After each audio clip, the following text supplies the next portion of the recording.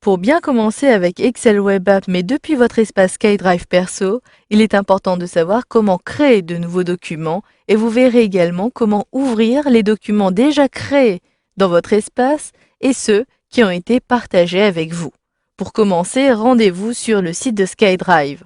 Il me suffit de cliquer au niveau de la barre d'adresse de mon navigateur internet et de saisir skydrive.live.com. Comme j'ai déjà utilisé cette adresse, j'ai même une suggestion. Il me suffit donc d'appuyer sur la touche Entrée de mon clavier ou de cliquer à cet endroit-ci. Automatiquement, je suis redirigé sur la page de connexion de SkyDrive et là, je dois saisir mon identifiant. Il s'agit pour ma part du compte d'Albert Moreau. Je saisis donc albert.moreau@hotmail.fr. Vous devez obligatoirement disposer d'un compte Microsoft. Puis, saisissez votre mot de passe. Une fois que cela est fait, vous pouvez maintenir la connexion si vous n'êtes pas sur un ordinateur partagé, sinon les autres pourront tout de même accéder à cet espace SkyDrive. Je clique ici sur Maintenir, puis sur Se connecter. Automatiquement, je retrouve l'interface traditionnelle de mon espace SkyDrive. À partir de là, je vais pouvoir créer un nouveau document, un nouveau tableur à partir d'Excel Web App. Pour cela, rendez-vous tout en haut à gauche depuis le menu Créer et vous reconnaissez toutes les web apps.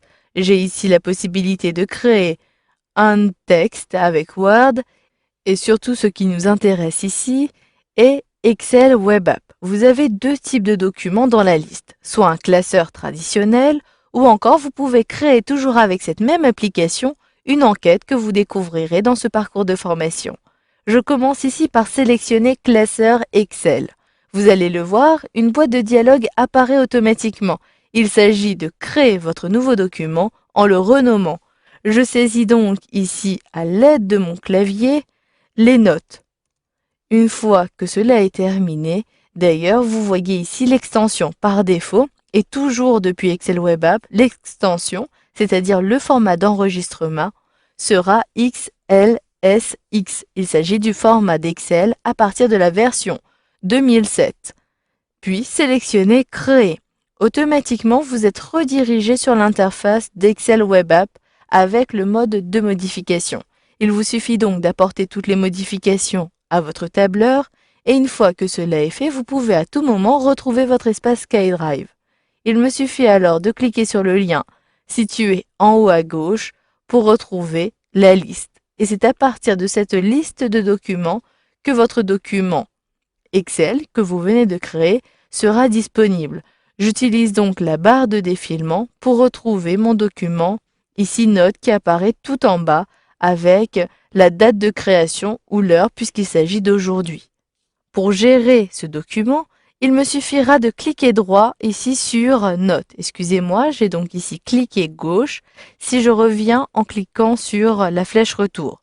Je clique droit maintenant sur Note, un menu contextuel apparaît. Vous allez pouvoir l'ouvrir dans l'application web Excel. D'ailleurs, il vous suffira simplement de cliquer sur Note pour pouvoir y accéder depuis votre navigateur.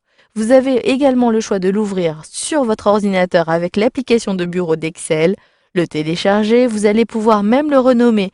Si je clique à cet endroit-ci, le titre ici est éditable. Je vais pouvoir donc saisir les notes pour le semestre 1. Je saisis donc S1 et je précise l'année.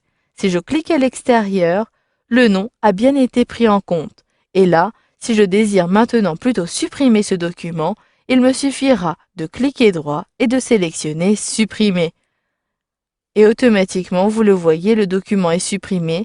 Je n'y ai plus accès à moins que je sélectionne Annuler pour le retrouver. Le document est restauré, je le vois bien à cet endroit-ci. Si je clique dessus, je retrouve l'édition de mon document sur Excel Web App. Voilà, vous avez donc vu dans cette formation comment créer des tableurs à partir de votre espace SkyDrive personnel.